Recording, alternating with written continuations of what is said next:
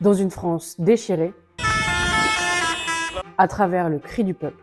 Donné sous l'Arc de Triomphe. Alors que les tensions sont grandes et que 61% des Français déclarent ne pas avoir confiance en leur gouvernement, que reste-t-il aujourd'hui de la démocratie? C'est ce que je vais essayer de vous expliquer au mieux et à la fin, je vous donnerai mon avis. Mais déjà, qu'est-ce que c'est que la démocratie? La démocratie a été définie en 1863 par Abraham Lincoln. Il nous dit que la démocratie, c'est le gouvernement du peuple, par le peuple et pour le peuple. Pour simplifier, la démocratie est basée sur 3 grands principes. La souveraineté du peuple, la liberté de penser, d'association et d'expression, et le pluralisme dans l'information et le multipartisme. Mais alors, est-ce que les Français gouvernent la France? Sont-ils libres de s'exprimer? Et ont-ils accès au pluralisme? Je vais d'abord vous exposer l'état actuel des choses et ensuite on ira interroger les Français directement dans la rue pour savoir ce qu'ils pensent de la démocratie en France. Dans notre système, le peuple n'intervient de manière directe que par le vote. En effet, une fois que les représentants sont élus, eh bien, ils n'ont pas de cahier de charge, ils n'ont pas de compte à rendre aux Français et ils sont les seuls décisionnaires. Donc, les Français ne sont consultés que de manière ponctuelle et ils élisent leurs représentants sur des promesses. Bon, déjà, rien qu'avec ça, on peut se demander si le vote est suffisant pour une vraie démocratie. Si on ajoute à ça le fait qu'il y ait des coups de force politiques qui sont de plus en plus fréquents, sur le fondement de l'article 49, alinéa 3 de la Constitution, j'engage la responsabilité de mon gouvernement. Que la démocratie a été maintes fois bafouée. Les Français rejettent. Rappelez-vous, le 29 mai 2005, les Français, eux aussi, ont voté la défiance en disant non au traité de constitution européenne. J'étais pour le référendum, car on ne peut pas dire l'Europe c'est important et la construire sans les peuples. Pourtant, Nicolas Sarkozy, devenu président de la République, va contourner le vote souverain des Français. C'est une atteinte à notre démocratie qu'on n'avait pas connue depuis longtemps. Et ce n'est qu'un début. Que les Français ne sont pas écoutés. Et là, actuellement, il y a les leaders syndicaux qui sont en train de négocier avec Macron. Les revendications de tout le monde d'ici, elles sont quand même très simples. On ne demande pas la charité, on demande juste qu'il arrête d'importer, c'est qu'on arrête de se faire concurrencer par le TAFTA et compagnie.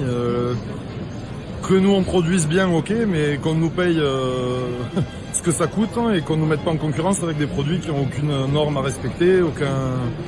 Malgré ces revendications claires, le 29 février, le Parlement européen vote des accords de libre-échange avec le Kenya et le Chili. Et que les représentants ne tiennent pas leurs promesses, on se questionne réellement sur l'état de la démocratie actuelle. On se demande si la démocratie est toujours en marche. En réalité, le peuple n'a que peu de moyens d'intervenir directement dans le processus de décision. Mais ce n'est pas le seul moyen par lequel le peuple peut intervenir sur la scène politique. Il peut s'investir dans le débat public à travers les médias, la presse, les plateaux télévision, etc. Mais dans une France où la censure semble renaître. Récemment, l'actualité avec CNews a soulevé des questions importantes. La chaîne a été accusée par Reporters sans frontières de manque de pluralisme. Mais cette accusation est basée sur l'étiquette politique que l'on colle à tous les intervenants de la chaîne. Ce qui pose des questions en matière de liberté, si l'Arcom commence à ficher les Français selon leurs idées. Pierre Gentier explique très bien cela. L'Arcom, il dit simplement que CNews doivent respecter le pluralisme. Sauf que, jusqu'alors, pour qualifier ce pluralisme, le CSA, aujourd'hui Arcom, regardait uniquement les temps de parole des partis politiques.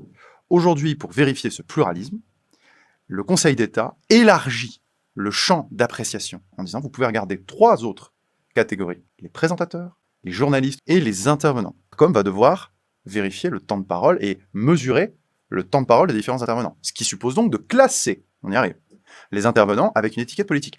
La question que je me pose, laquelle? Dans un monde où les médias n'ont jamais été aussi concentrés entre si peu de mains, ce second axe démocratique semble lui aussi mis à mal. En effet, Bernard Arnault, Xavier Niel, Daniel Kretinsky, Vincent Bolloré, Patrick Drahi, Martin Bouygues, Christophe Beaune détiennent plus de 80% des médias. Donc, les piliers de la démocratie semblent mis en péril. Bon, effectivement, ce constat est à nuancer. On va comparer la situation de la France à d'autres pays, mais pour l'instant, allons interroger les Français.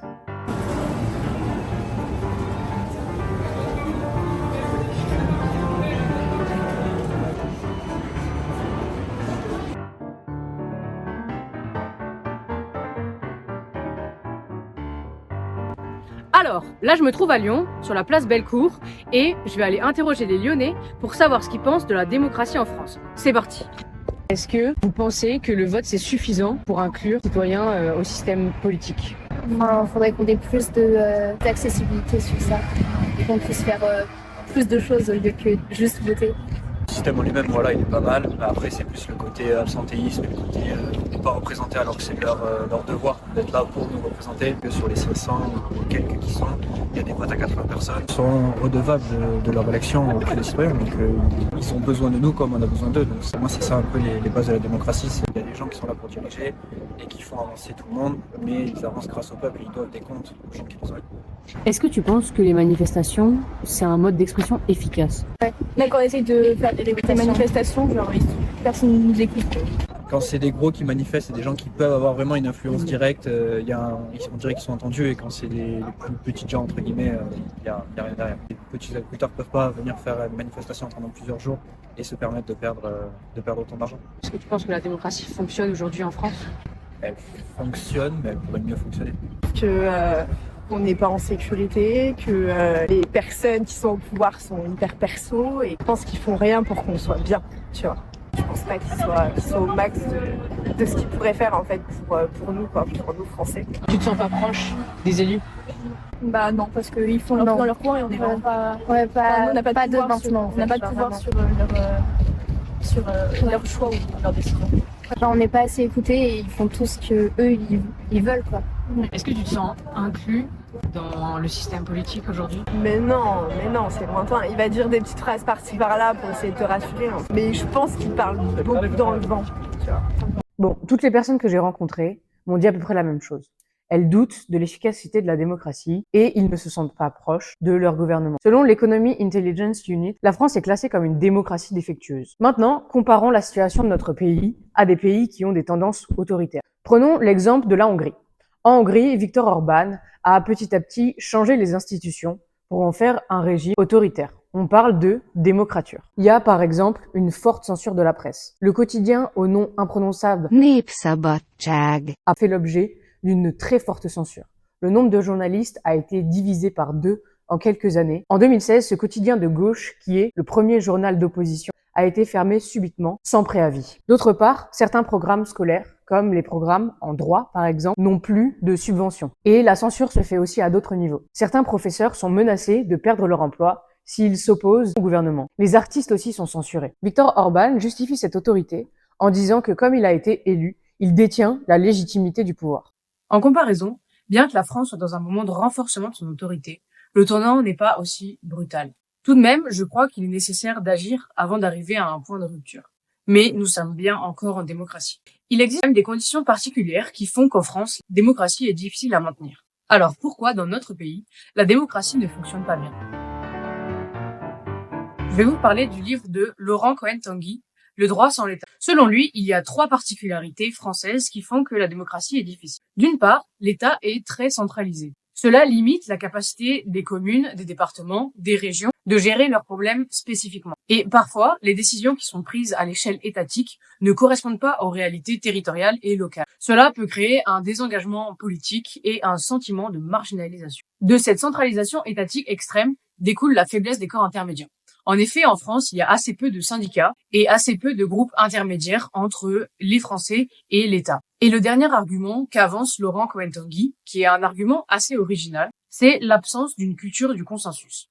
En effet, en France, on a une culture du conflit. Par exemple, aux États-Unis, il y a les démocrates et les républicains qui s'affrontent. Et il est rare, à la suite des élections, qu'un des 2 partis ait une très large majorité. Et donc, pour voter les lois, il y a une culture du consensus, une culture du compromis. En France, à l'inverse, l'identité des partis se fait dans le conflit. C'est en s'opposant aux autres que les partis s'affirment. Ces 3 causes limitent la possibilité de trouver un intérêt commun et favorisent la domination d'un seul intérêt, l'intérêt de la majorité. Et selon moi, il y a aussi une autre raison. En France, l'État-providence est très développé. L'État intervient dans un grand nombre de domaines dans la vie des Français. Et cette omniprésence de l'État facilite le renforcement autoritaire de celui-ci. Bon, on a fait un gros point sur le constat. On voit qu'en France, effectivement, il y a autant des raisons conjoncturelles que structurelles à la défaillance de la démocratie. Mais je crois qu'il est important de répondre à une question.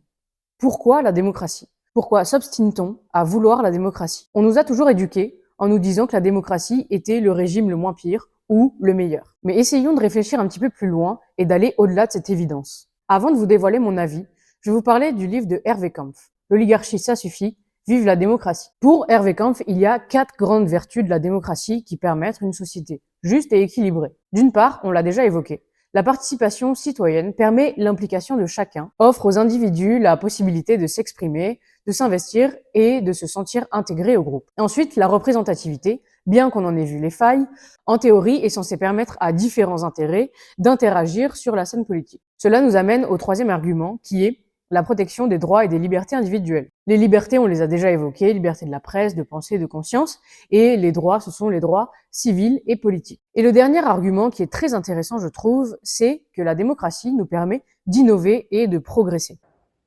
En effet, la confrontation de différentes idées permet de trouver des solutions aux défis du monde moderne. Les démocraties, à travers l'histoire, sont celles qui ont le mieux réussi à intégrer les défis, les progrès et les changements. Cette souplesse démocratique permet d'éviter les ruptures lors de changements.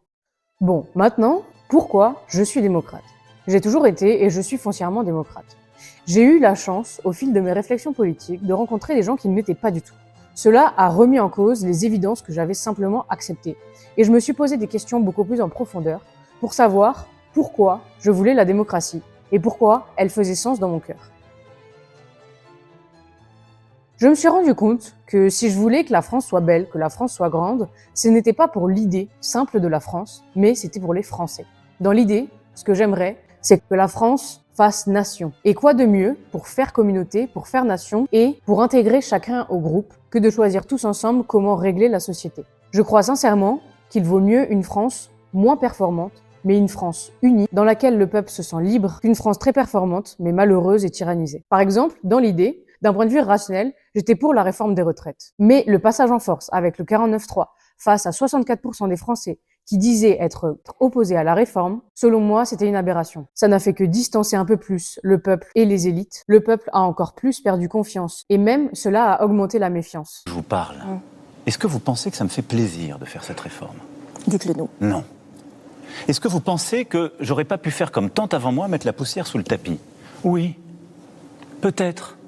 Mais la réalité, et s'il y a une chose que je regrette, c'est que nous n'avons pas réussi à partager la contrainte, plus exactement la nécessité de faire cette réforme. Lorsque Emmanuel Macron nous dit ça, il considère qu'il détient la vérité et que simplement les Français n'ont pas compris les enjeux et que donc il a raison que les Français ont tort. Mais si les Français en ont décidé autrement et qu'ils étaient contre la réforme, je repose la question ici. Vaut-il mieux une nation unie ou une France performante? Cette réflexion, elle relève un enjeu central. Doit-on faire confiance à la masse ou laisser les élites décider pour celle-ci? Cette question, je l'ai posée à un chef d'entreprise lyonnais avec qui j'ai débattu de la démocratie et des solutions possibles pour une meilleure démocratie en France. Ça, ce sera dans la prochaine vidéo. Dans la prochaine vidéo, effectivement, vous allez voir le débat avec le chef d'entreprise lyonnais. Et ensuite, je vous donnerai mon avis personnel sur quelles sont ou quelles seraient les potentielles solutions à ce problème démocratique. Merci d'être resté jusque-là. Si vous êtes encore là, abonnez-vous et on se retrouve très vite pour le débat.